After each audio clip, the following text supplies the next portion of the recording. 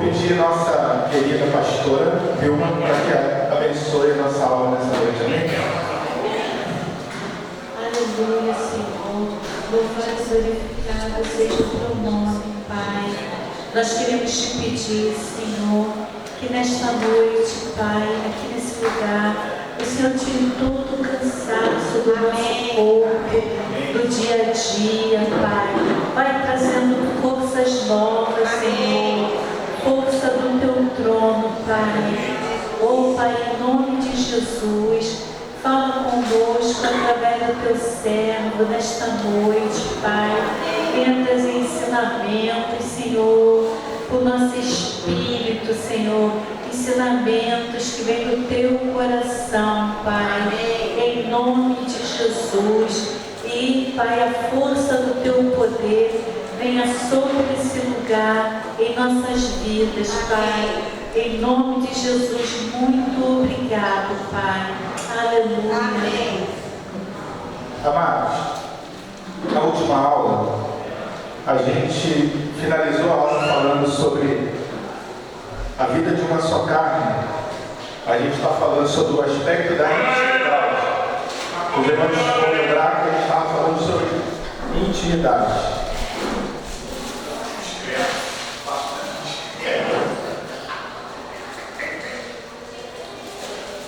A intimidade é algo muito importante no relacionamento.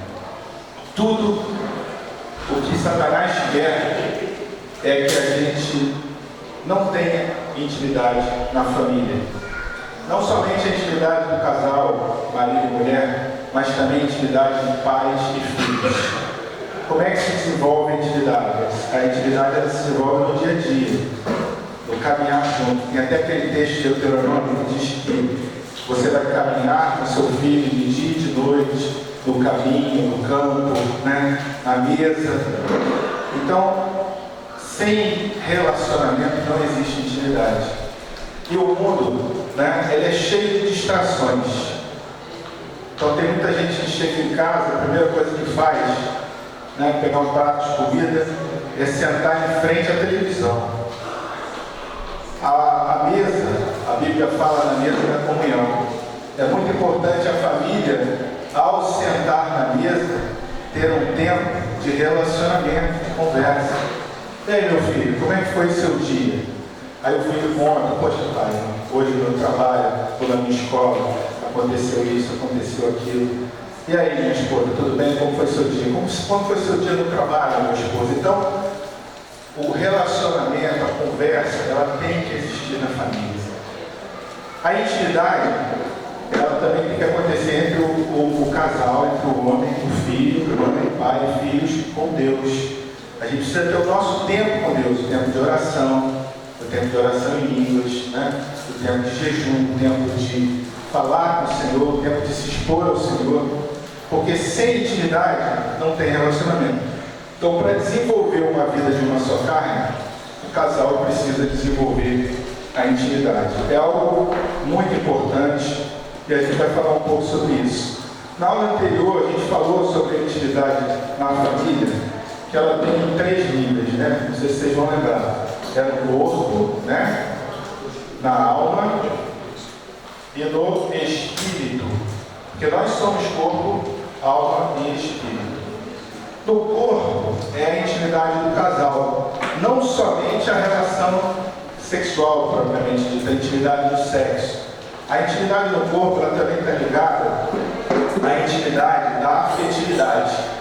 Ou seja, é importante que tanto o pai como o filho ele faça carinho no filho, toque o filho toque o pai, né? Deite no colo, faz cafuné. Esse toque físico, essa afetividade ela tem que acontecer. O carinho tem que existir na família. Então tem casais, por exemplo, que vocês já repararam, que eles com o passar dos anos eles vão perdendo a intimidade. Aí você vê o casal indo para a igreja, o marido lá na frente, aquela fila, a mulher atrás e o filho lá atrás, caminhando para a igreja. Está certo isso? Está errado. O casal precisa andar de mão dada, né? De boa, abraçado, aquela intimidade, aquele toque de desejar estar presente. E os filhos às vezes atrapalham essa intimidade, né? Quando nasce um filho, às vezes o casal perde aquela intimidade. Isso não pode acontecer. A gente precisa desenvolver a nossa intimidade enquanto casal na frente dos nossos filhos. Ou seja, o casal não precisa ter medo de se tocar, de se acariciar. A gente não está falando aqui de uma intimidade sexual. A gente está falando de uma intimidade de família. De os filhos perceberem uma coisa bonitinha, um casalzinho aqui de mão dada. Isso aqui é intimidade. Né? É intimidade. Isso a gente não pode perder. Principalmente na frente dos nossos filhos. Por quê? Porque nós somos um espelho. A gente precisa desenvolver essa intimidade. Então, cada etapa dessa aqui a gente precisa desenvolver.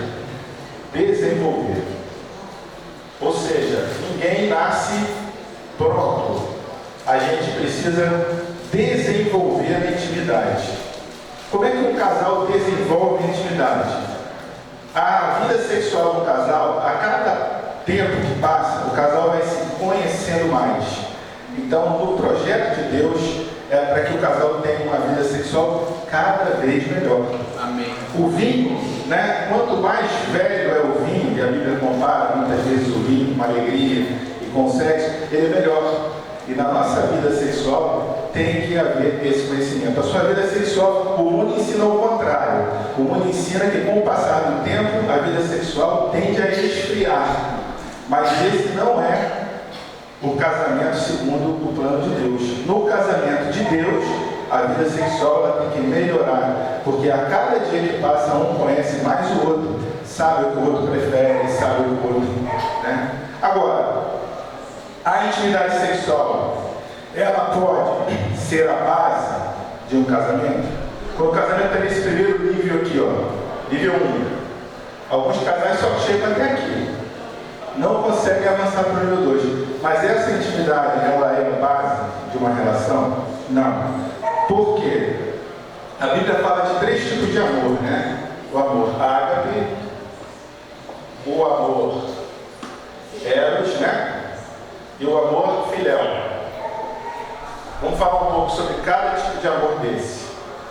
O amor ágape é o amor do tipo de Deus. É o amor sacrificial. É o amor com que Deus nos ama. É o relacionamento entre homem e Deus. O amor filéu é o amor de amizade. Entre homem e homem, entre mulher e mulher. Esse tipo de amor que existe aqui na nossa comunidade. Eu amo o Diogo como meu irmão em Cristo. Então, eu tenho um amor filéu que eu desenvolvo no relacionamento com ele. Eu amo o Átila e a Norma. Então, é o amor filéu. E o amor eros é o amor entre um homem e uma mulher. Aqui a gente está falando de sexo. É o amor eros. Então, qual é a base da nossa relação? É o amor ágape. É esse amor que sustenta o casamento. Aí eu vou dar para vocês um exemplo, para a gente mostrar que isso aqui é verdade. Dia desses eu comecei a tratar um casal que estava, a esposa apareceu querendo se divorciar. E aí eu fui conversar com o rapaz, para entender como é que depois de 16 anos o casamento desmoronou. E aí eu fui fazendo várias perguntas, né? Como é que está isso? Como é que está aquilo? Como é que está aquilo? Sua vida financeira. A vida financeira estava um caos. E ele confessou que ele tinha perdido a aliança com Deus na questão do dízimo. Aí veio uma série de problemas na área financeira. Trabalhava que nem um louco e não via nada acontecer. Não era falta de trabalho, né? O trabalho não dava produtividade, não dava resultado. A vida financeira também da esposa, tudo enrolado. E na conversa, a gente levou ele a entender e renovar a aliança dele com Deus na questão do dízimo. Até porque ele tinha tido já experiências com o Senhor nessa área. Mas teve uma hora que eu perguntei para ele assim, tá bom, como era a vida sexual de vocês? Aí ele falou assim, a nossa vida sexual era o céu na terra. A gente tinha uma vida sexual maravilhosa. E eu falei, puxa, então o sexo não foi o motivo do casamento acabar. Não. Então uma vida sexual plena, ela pode levar um casamento Porque aqui a gente está falando no primeiro nível, corpo. No corpo, a intimidade no corpo, ela é importante. Mas o sexo, a intimidade do casal no corpo é a cereja do bolo, né? Não é o mais importante, é o que vem no final, é o que complementa, né? É o que completa. A base do casamento é o amor do tipo de Deus, é o amor sacrificial. Por quê? Quando chegar aquele tempo que os dois chegarem na velhice, né? A vida sexual, ela não vai ser a mesma do início, mas o casal vai estar num nível de intimidade como nunca teve antes. Isso é a coisa mais linda que pode acontecer no casamento. Eu me lembro de uma cena, meus pais fizeram 60 anos de casados. E eles já velhinhos, um dia eu fui visitá-los lá na Bahia. E eles moravam sozinhos. E eu deitei na sala, na poltrona, e fiquei olhando lá da poltrona, eles deixaram a porta do carro aberta. E de repente, eu vi uma cena que me emocionou. Eu fiquei olhando assim de longe e vi a minha mãe já tinha perdido mais das vistas. E aí meu pai estava pingando um remedinho no olho dela. Aí ele falou assim, poxa meu bem, agora é a sua vez. Aí ele virou a cabecinha e ela foi pingar remedinho no ouvido dele, porque ele era surdo. Ela tinha perdido uma vista e ele perdeu a audição. Mas o cuidado de um com o outro, no final de 60 anos de casamento, era um tipo de amor que a gente vê que era a essência do amor. Não sei se vocês conseguem entender. Eles chegaram naquela intimidade do corpo, mas sem, não estamos falando de uma vida sexual plena. Não que um casal idoso não possa ter certeza sexual, claro que pode e deve. Mas o que eu estou falando é de uma intimidade, de um cuidado que um tem com o outro, que é o alvo de Deus para as nossas vidas, que a cada dia a gente chega nesse estado. Foi uma das cenas mais lindas que eu, como filho, tive o privilégio de observar. Então, a base da nossa vida tem que ser, da nossa vida familiar tem que ser o nosso relacionamento com Deus, o amor de Deus, o amor sacrificial, o amor de entrega. Amém? Agora, a gente também precisa desenvolver, além da intimidade no corpo, através do carinho, do afeto. Outra coisa que faz a gente desenvolver isso é você elogiar o seu cônjuge. Puxa, como você está bonito hoje, como você está arrumado, poxa, que legal, poxa, você que perfume gostoso e tal. Isso faz com que o corpo, né, a gente desenvolve o afeto, o carinho. Mas a gente também pode desenvolver a intimidade na alma, que é o segundo nível, que alguns casais conseguem chegar aqui. O que é essa intimidade na alma? Baseado naquele texto que a gente viu na semana passada, Eclesiastes 4, de 9 a 12, alguém pode ler para mim? Por favor, apóstolo. Eclesiastes 4, de 9 a 12, a gente vê ali os 3 níveis de intimidade no casamento, né, no relacionamento. A gente vê ali as palavras de afirmação, o incentivo, o apoio, né? Eu gosto de você, eu confio em você, você é muito importante para mim, eu admiro você, né? Isso passa uma segurança no relacionamento. Isso aí desenvolveu a intimidade na alma. É pra gente. Melhor é serem 2 do que 1, porque tem melhor paga do seu trabalho. Porque se caírem, um levanta o companheiro. Ai, porém, no que estiver só, pois caindo não haverá quem o levante. Também, se 2 dormirem juntos, eles se aquentarão, mas um só como se aquentará? Se alguém quiser prevalecer contra um, os 2 lhe resistirão. O cordão de 3 dobras não se rebenta com facilidade. Então aqui a gente vê a intimidade no corpo, né? Melhor paga do trabalho, porque marido e mulher, eles trabalham e o salário deles, a paga do trabalho, eles se somam, um ajuda o outro. Por exemplo, houve um tempo da minha vida que eu sempre fui uma pessoa muito próspera, mas eu fiquei desempregado. Eu fiquei 3 anos em que tudo se fechou logo após a restauração do meu casamento e eu entrei em parafuso, porque nada que eu fazia acontecia.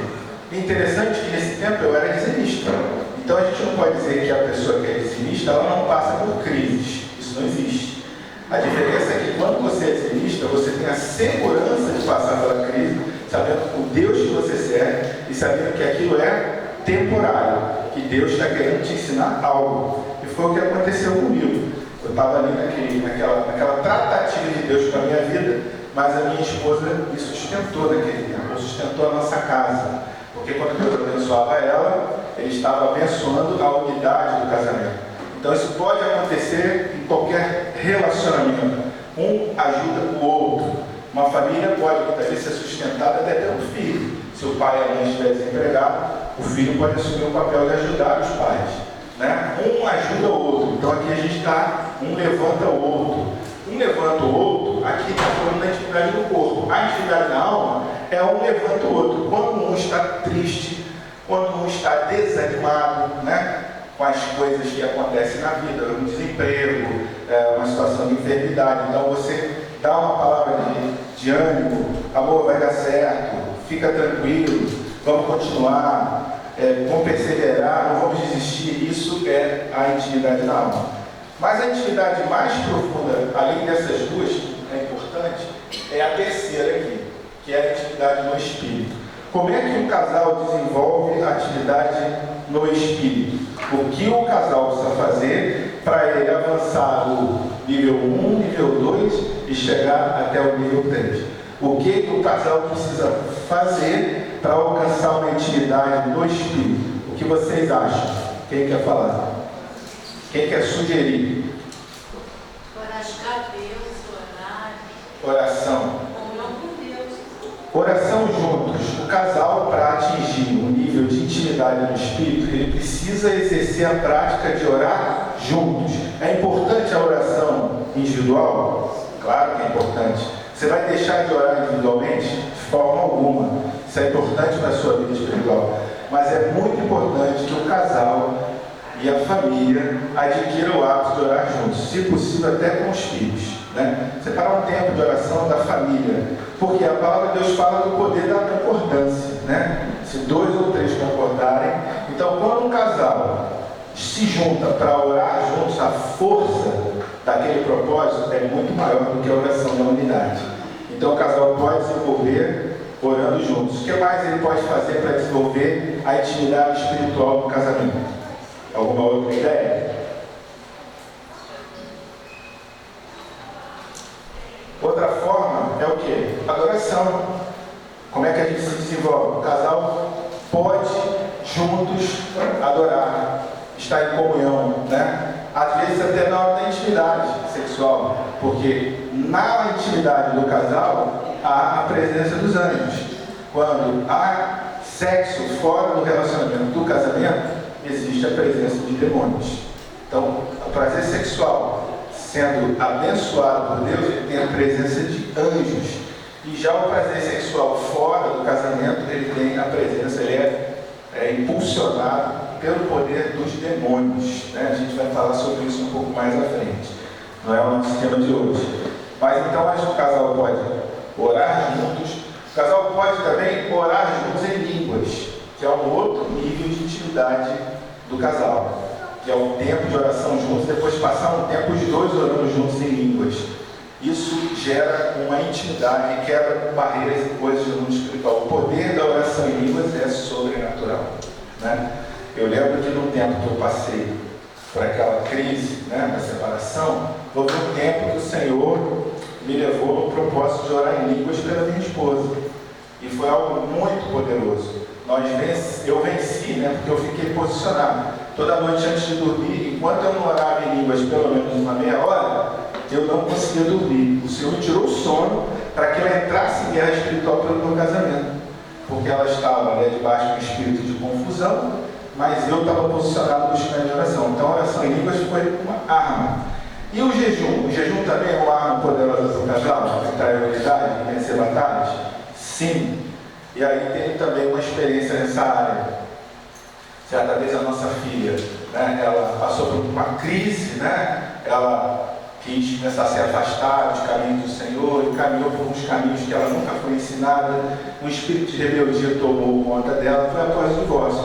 E o que eu e minha esposa fizemos quando enfrentamos aquela guerra espiritual? A gente orou junto em línguas e a gente jejuou. Então fizemos o propósito de entrar em jejum juntos, o casal. porque a gente sabia que nada que a gente fizesse e falasse mudava aquele quadro. Então foi algo que a gente até estava falando sobre isso naquele dia, né? No dia aqui da libertação, no Milk, na hora do almoço eu estava compartilhando isso com alguns casais. A gente venceu aquela guerra entrando no propósito de jejuar juntos. Quando um casal, uma família jejua juntos, é algo muito poderoso no mundo espiritual. Então todo aquele engano, né, que estava na vida da minha filha caiu por terra, não foi a gente que fez. E depois de um bom tempo que a gente jejuou, um dia ela chegou em casa, ela foi à igreja dela e ali ela teve um encontro com o Senhor. E ela voltou arrependida, pediu perdão a gente, reparou o altar e voltou a ser aquela filha que sempre foi, que se submetia e se obedecia a gente. Então todo aquele engano caiu por terra pelo poder do jejum. Mas aqui a gente está falando de quê? Terceiro nível de intimidade.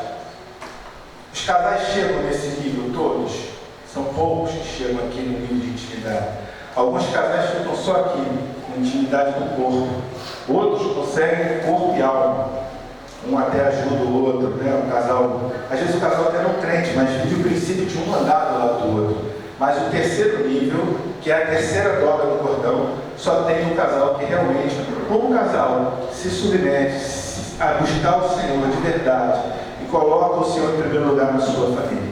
Esse é o alvo de Deus para a nossa família, que a gente ande no nível de intimidade aqui no espírito, no relacionamento marido e esposa, e incluindo também os filhos. Amém? Amém. Alguma dúvida? Não, né? Glória a Deus. Agora eu queria pedir que a apóstola lesse para a gente um texto falando ainda sobre unidade. Jeremias 32, de 39 a 41. Vai falar um pouquinho sobre isso. Jeremias 32, 39 a 41. Então, o propósito de uma só carne, intimidade, e agora a gente vai falar outra coisa muito importante: unidade. O casal precisa andar em unidade. E a gente vai ler esse texto. Esse texto vai nos mostrar o que a unidade produz no casamento. Amém? Dar-lhes-ei um só coração e um só caminho, para que me temam todos os dias para seu bem e bem de seus filhos. Farei com eles aliança eterna, segundo a qual não deixarei de lhes fazer o bem, e porei o meu temor no seu coração, para que nunca se apartem de mim. Alegrar-me-ei por causa deles e lhes farei bem. Plantá-los-ei firmemente nesta terra, de todo o meu coração e de toda a minha alma. Aleluia. Esse texto de Jeremias fala do poder da unidade numa relação, numa família, num casamento. A primeira coisa que a gente vê aqui, que a apóstola leu o primeiro versículo dele: dar-lhe um só coração, um só caminho. Uma família que anda em unidade, ela tem o mesmo propósito. Não é que o casal vai pensar sempre igual. Ele pode até divergir, mas ele sempre vai chegar no consenso. Não vai ter dificuldade se chegar em um só coração. A Bíblia fala de um só coração, um só propósito, um só pensamento. Quando você vê um casal que cada um pensa de um jeito e que eles não conseguem alinhar o pensamento, é porque esse casal está com dificuldade de andar em unidade. O que está faltando nesse casal? A intimidade no Espírito. Porque quando um casal está em intimidade no Espírito, ele consegue pensar igual, pensar a mesma coisa, com os mesmos valores, os mesmos objetivos, os mesmos sonhos. Então o casal não quer um morar num lugar, o outro morar no outro. Quando um valoriza alguma coisa, o outro também valoriza. O que o casal um gosta, o outro também gosta. E esse casal vai ter dificuldade de ter pontos de divergência, porque vai haver um alinhamento aonde? No Espírito.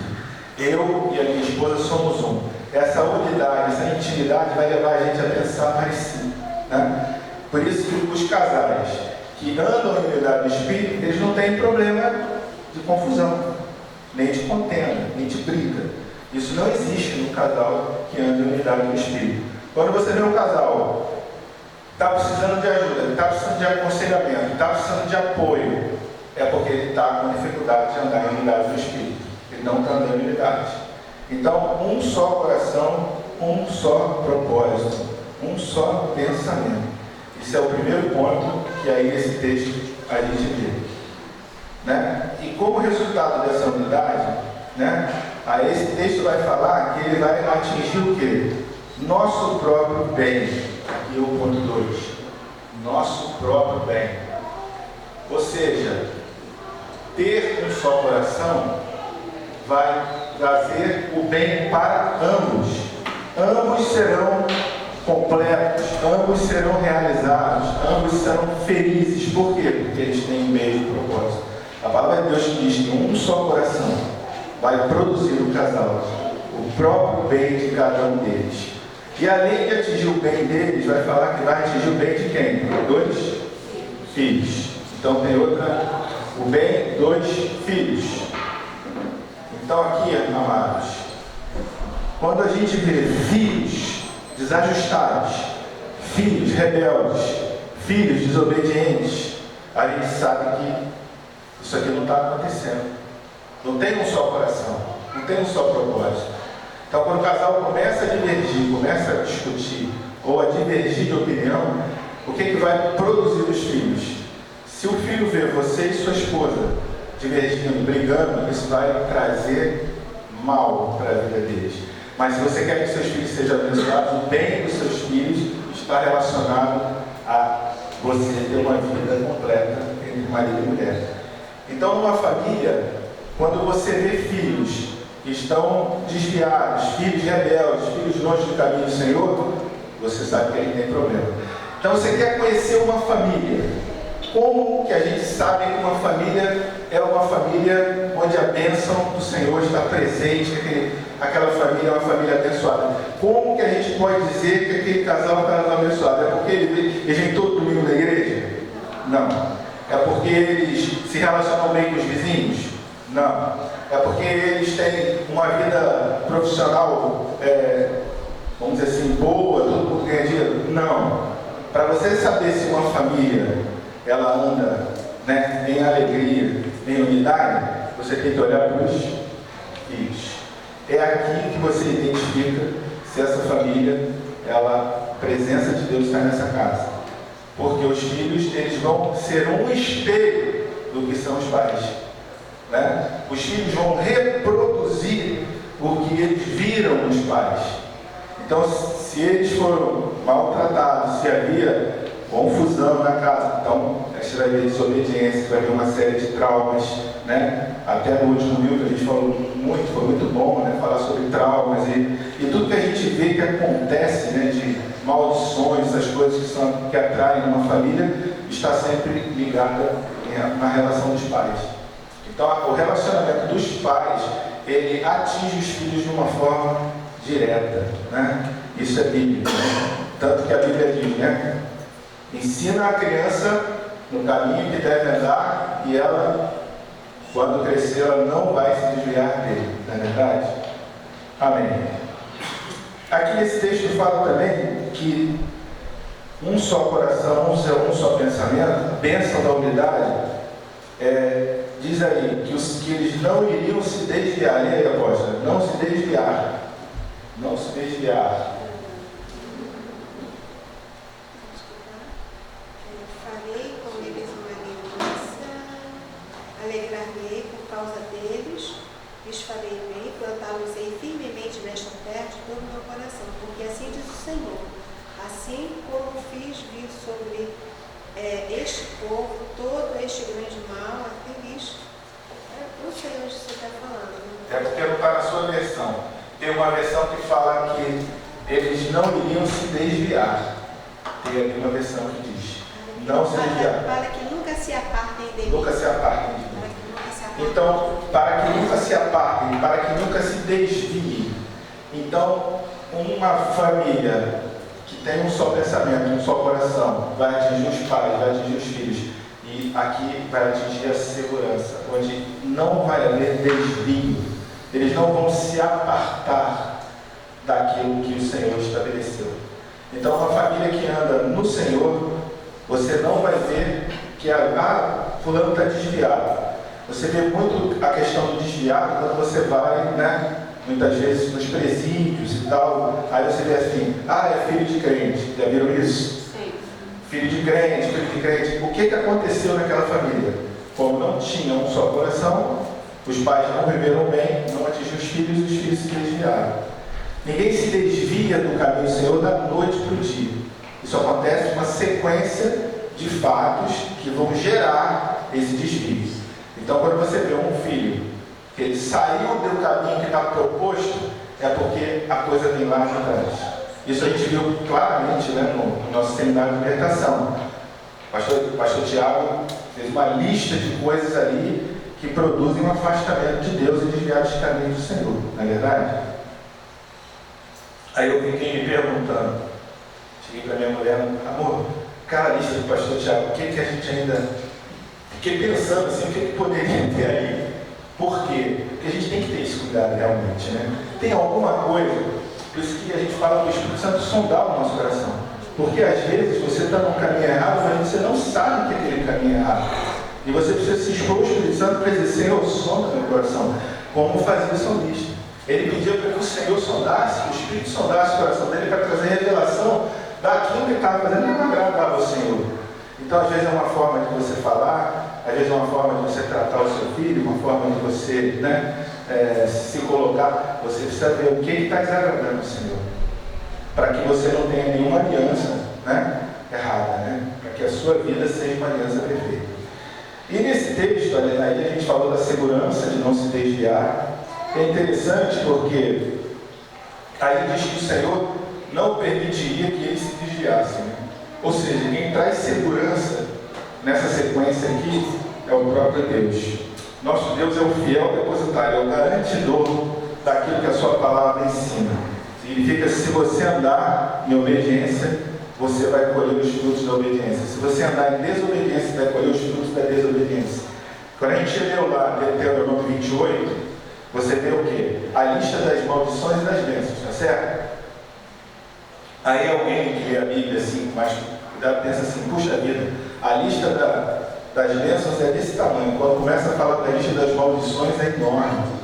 E a gente vê tudo que acontece ali quando o homem sai do propósito de Deus, né? Diz ali nas maldições, olha, se você se desviar da minha palavra, o que vai acontecer? Outro homem vai se deitar com a sua esposa, alguém que você construiu, que você fizer, outra pessoa vai usufruir daquilo que você construiu e por aí vai. E aí a enfermidade vai te atingir e tal. Aí você, caramba. Um dia eu olhei para esse texto e refleti sobre a minha vida. Muito do que estava escrito ali foram coisas que eu vivi. Por que eu colhi os frutos? Por que eu colhi os frutos da desobediência? Porque a maldição teve um dia que ela atingiu a minha própria casa. Por quê? Porque eu saí desse caminho. Então, se a gente quer ter uma família abençoada, a gente precisa guardar isso como algo muito precioso. Precisamos conhecer a palavra de Deus, conhecer os seus mandamentos, guardar como mais precioso andar nos caminhos do Senhor. Isso é o seu maior tesouro. O maior tesouro não é o que você tem, não é se você anda num carro novo, não é se você tem uma casa maravilhosa. O seu maior tesouro é você saber que a tua casa serve ao Senhor. Amém? Amém. E não tem lugar para o inimigo na sua casa. Amém? Amém. Glória a Deus. Aí aqui fala também uma outra coisa tremenda, dessas coisas que o Senhor faz na nossa família, que fala de uma alegria aqui, né? É outra consequência aqui. Alegria. É uma alegria que o Senhor daria. Ele diz aí que, como é que diz aí, apóstolo? Alegrar-me-ei por causa deles e lhes farei bem. Alegrar-me-ei por causa deles. Essa alegria aí de quem é? Do Senhor. É Ele que diz, eu me alegrarei por causa deles. Em outras palavras, o Senhor diz assim, eu me alegrarei por causa da fidelidade deles. Então você precisa entender que a sua fidelidade, a fidelidade da sua casa ao Senhor, ela alegra o coração do Senhor. Da mesma forma que alguém que desobedece, ele vai entristecer o Espírito Santo, vai entristecer o Senhor. Então, você pode imaginar você arrancar um sorriso do teu pai? né? Você arrancar um sorriso do teu Senhor, é algo sobrenatural.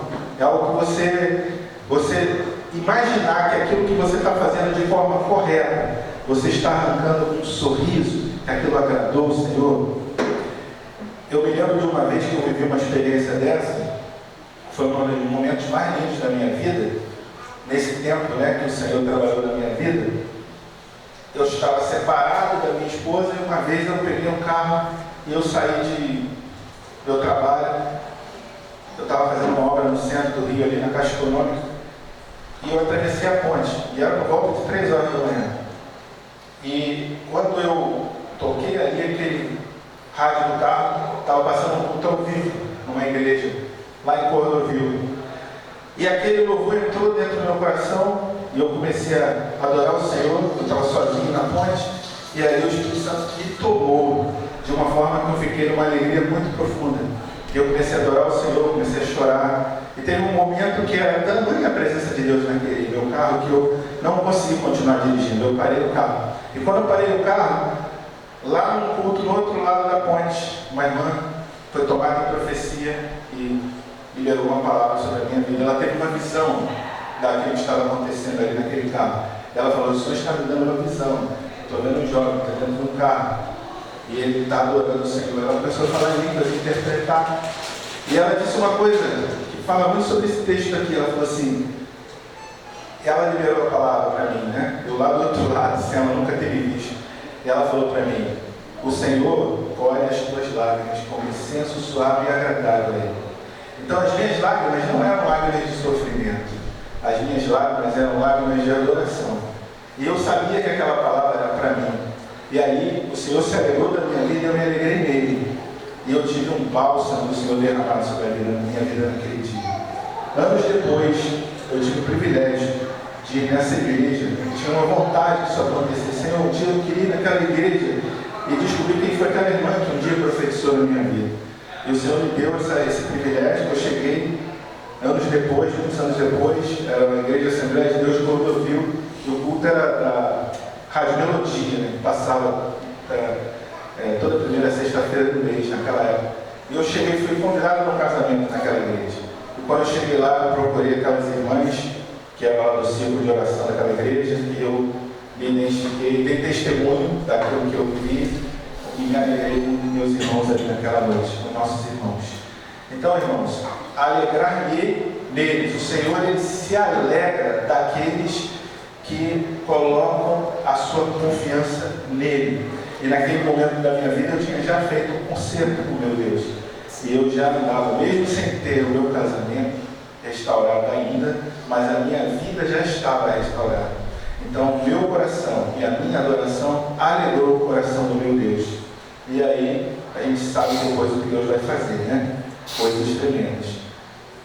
E ainda falando nesse texto, uma das coisas lindas que aí acontece, ele fala de raízes profundas. O que ele diz no final? Que o Senhor os plantaria, né? Como é que está aí a apóstola? Fala aí. Plantá-los-ei firmemente nessa terra.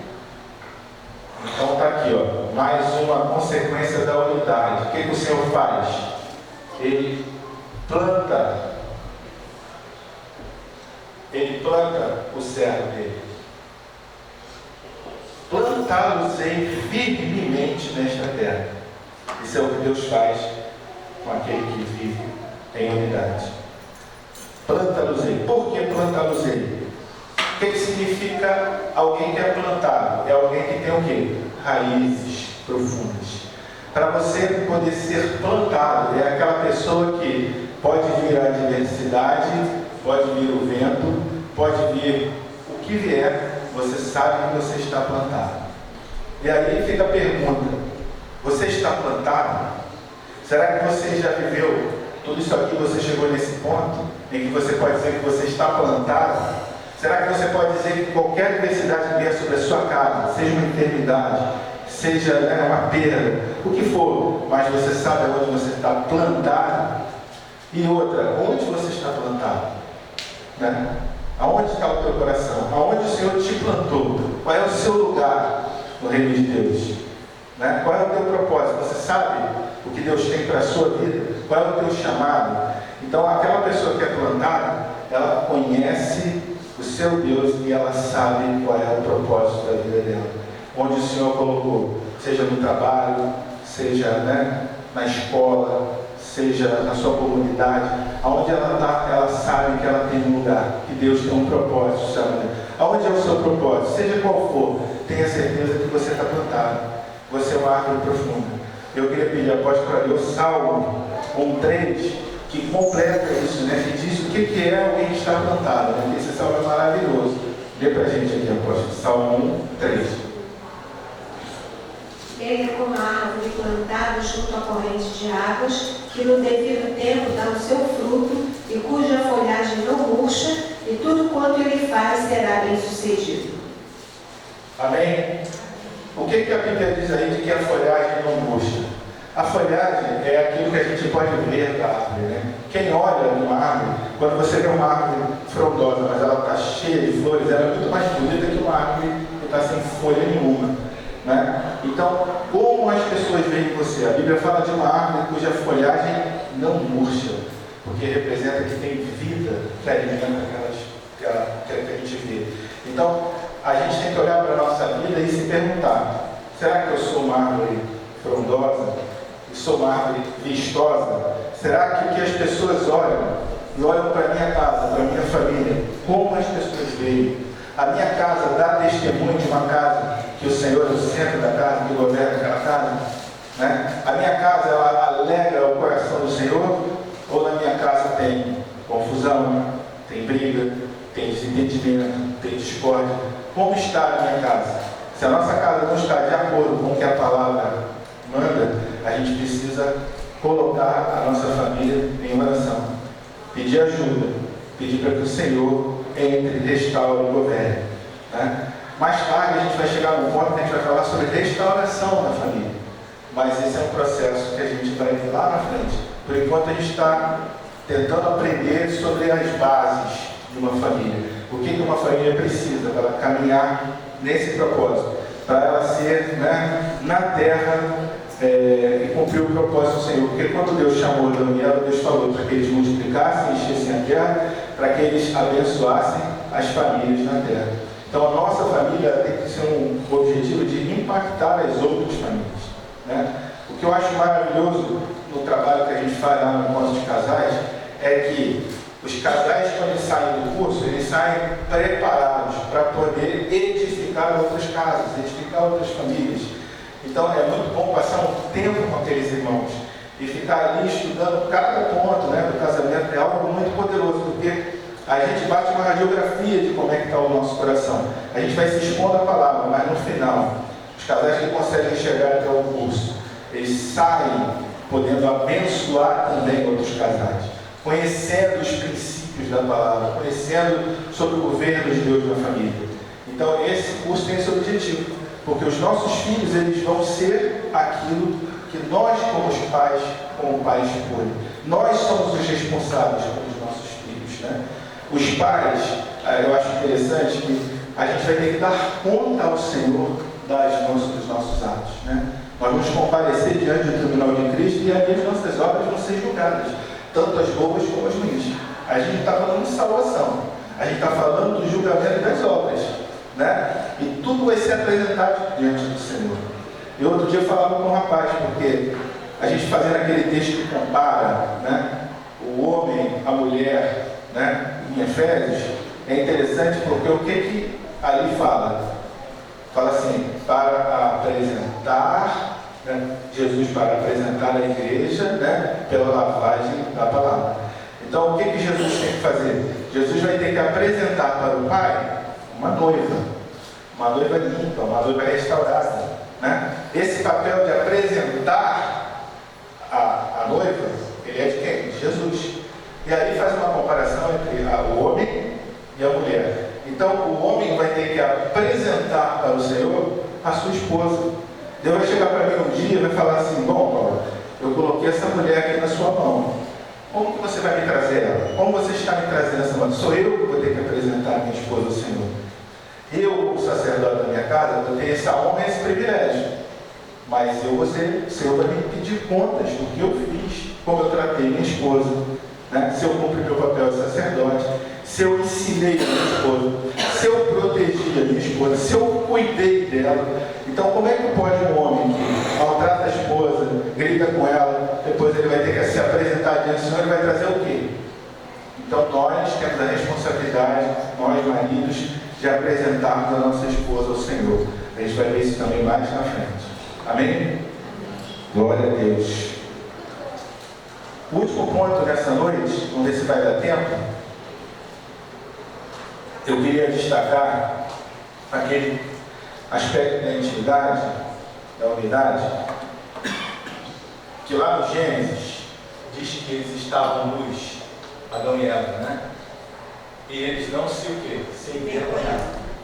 Certo? Estava lá isso lá, né?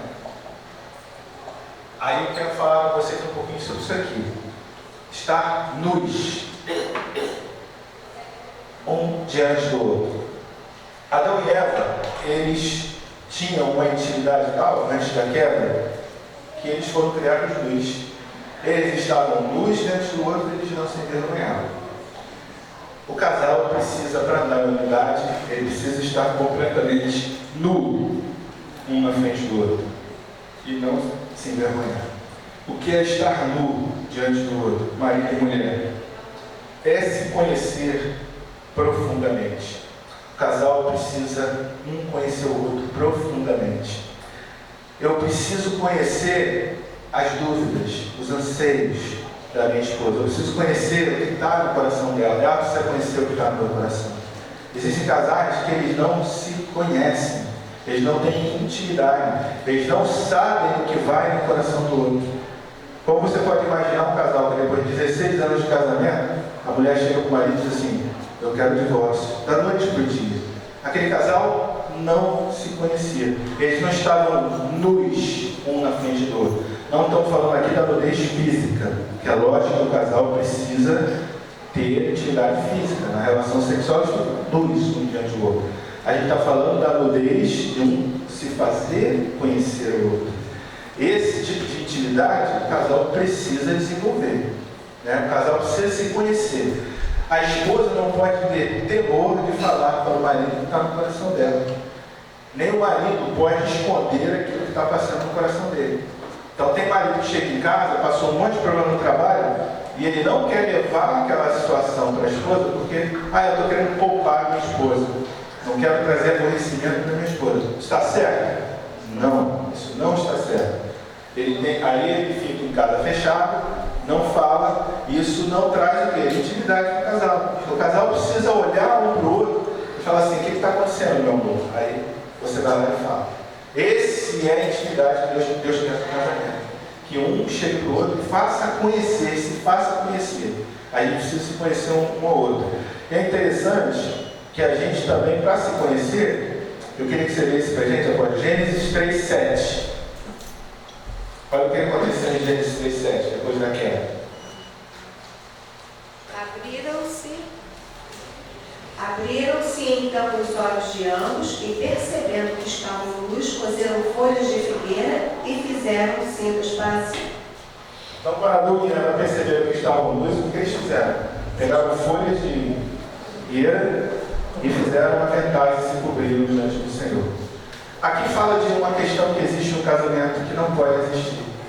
Né? Eles perderam a intimidade com o Senhor. Com a queda do homem, ele perde a intimidade com o Senhor. Com o pecado, você perde o quê? A intimidade com o Senhor. E aí o que o homem faz? Ele se esconde, coloca roupas, aventais, ele se esconde. Isso fala de uma coisa que pode existir no casamento, que são as máscaras. Máscaras são situações que você esconde do teu marido. Você coloca aventais, você coloca folhas de figueira e a sua esposa não consegue te ver. Isso não pode existir no casamento. Então, quando eu vivi a minha vida, uma vida de engano, né, no tempo que eu vivi longe do Senhor, eu perdi o casamento, o que eu vestia de fato, na verdade? Máscaras. Eu andava cheio de aventais, cheio de folhas de figueira, mas eu não me fazia conhecer minha esposa, mas eu apresentava para ele uma coisa que eu não era. Eu me escondia com as máscaras. E isso é a pior coisa que pode acontecer no casamento. Você precisa ser transparente, você precisa ser verdadeiro. Você estar nu diante um do outro é um ser completamente verdadeiro um com o outro. é um conhecer o outro na maior intimidade, né? E Deus, Ele nos restaurou nossa intimidade, a forma como um olhava o outro. E hoje a gente não tem medo um com o outro de se expor, de falar o que está no nosso coração, de falar da nossa ansiedade, né? Se eu estou passando por alguma dificuldade, ela é a primeira a saber. Eu quero dizer para você que a sua esposa, seu marido, é o seu melhor amigo. Você pode conversar com ela. Tem pessoas, até aqui no nosso ministério, na nossa igreja, né? Outro dia a gente tratava com o casal com essa questão. Por quê? Desenvolvendo uma amizade fora do relacionamento do casamento, uma amizade muito próxima entre homem e mulher e homem, e aí se incomodando a outra pessoa do casal, aqui da igreja. Vocês acham que isso está certo? Isso está errado, isso não pode. E o pior é que a pessoa que estava nessa amizade séria com uma pessoa do outro sexo, você achava certo. O que tem demais? No pensamento humano não tem nada demais. Mas a pessoa com quem você tem que se abrir, se expor e falar da sua vida, é quem? É sua esposa. Porque quando você abre uma intimidade sua com uma pessoa que não é o seu marido e sua esposa, você está se desnudando na frente de outro. Você está falando dos seus anseios, das suas dúvidas, na frente de uma outra pessoa do outro sexo. Se essa amizade não é com outro homem com homem, por exemplo, ainda vai. Mas um homem casado, crente, ele expor a sua amizade com uma mulher, né, que não é a sua esposa, onde ele vai se desnudar, tirar a sua roupa, falar dos seus anseios, suas ansiedades, o que isso vai produzir, gente? Nós somos seres humanos, temos o quê? Carência. Essa carência vai desabar depois, fatalmente, no relacionamento. E começa, não, é só amizade, não tem nada demais. Isso aí é, como é que eles chamam? É preconceito, mas não é um princípio. Eu só posso me desnudar na frente de uma pessoa, porque esses três amores tem que ter no casamento, gente. O amor ágape, que é o amor de Deus no nosso coração. O amor eros, que é a intimidade, sexo, carinho, vida afetiva. E a filial também tem que ter no casamento, que é a amizade entre homem e mulher. A sua esposa, seu marido é o seu melhor amigo. É a pessoa que você pode se abrir, falar de todas as suas dúvidas, todos os seus medos, todos os seus sonhos, né? É a pessoa com que você vai se abrir. Agora, se abrir com uma mulher estranha, né? Não vai rolar, não vai dar certo. Amém? Amém. Gênesis, a gente fala essas coisas porque essas coisas acontecem. E a gente precisa falar. E a gente está falando de crente. Não estou falando de pessoa do mundo, não. No mundo, né? Eu sempre digo o seguinte: o governo do mundo é outro.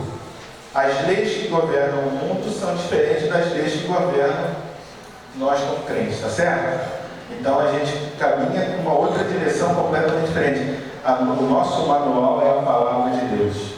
Tudo que a gente está falando aqui são princípios que a palavra de Deus nos ensina. E é isso que a gente precisa. Se a gente ficar aqui, está ótimo. Amém? E Gênesis 3:21, para a gente fechar, a gente é o último assunto que a gente vai falar aqui nessa noite. A gente vai ver que Deus cobriu eles. Amém? Para a gente após Gênesis 3:21. Fez o Senhor Deus vestimenta de peles para Adão e sua mulher e os vestiu. Aleluia. Veja que o Senhor tirou as vestimentas que eles fizeram e o Senhor fez o que com eles? Vestiu eles com vestes de pele de quê? De animais. Uma pele de animal. Por que Deus fez isso? Por que Deus os cobriu com a pele de um animal? Matou lá um cordeirinho e tal, pegou a pele e nos cobriu. Por quê? Porque Deus, para nos cobrir, tem que haver derramamento de sangue. Ali foi a primeira vez que houve derramamento de sangue na história da humanidade. Ali estava tipificando o que Jesus seria para nós, o nosso cordeiro que iria nos cobrir. Então, quando o casal, se afastou de Deus, como se afastou Adão e Eva, para que eles pudessem se consertar, foi necessário que eles fossem cobertos pelo sangue daquele cordeiro. Aquela pele, aquele sangue. entrou em contato com o corpo deles. Ali já estava tipificando o que Jesus nos faria. Para que nossa relação com o casal seja restaurada, é necessário que o nosso casamento seja coberto pelo sangue do Cordeiro. É uma proteção. Fora desse sangue, fora dessa proteção, não existe família feliz, não existe casamento feliz, né? As pessoas podem até levar uma vida razoável, mas a plena felicidade, ela só pode ser alcançada se a família for coberta com o sangue do Cordeiro. Amém? Se ambos tiverem o sangue do Cordeiro sobre a vida deles. Então, em nome de Jesus, o sangue do Cordeiro está sobre a sua casa. Amém? Então vamos ficar de pé, nós vamos orar para encerrar o mundo nessa noite, agradecendo ao Senhor, porque o sangue do Cordeiro está sobre a nossa casa, está sobre a sua vida, a vida do seu esposo, da sua esposa e sobre a vida dos seus filhos. Amém? Amém. Então vamos orar, irmãos. Senhor, nosso Deus e nosso Pai, obrigado, Senhor, por essa palavra nessa noite.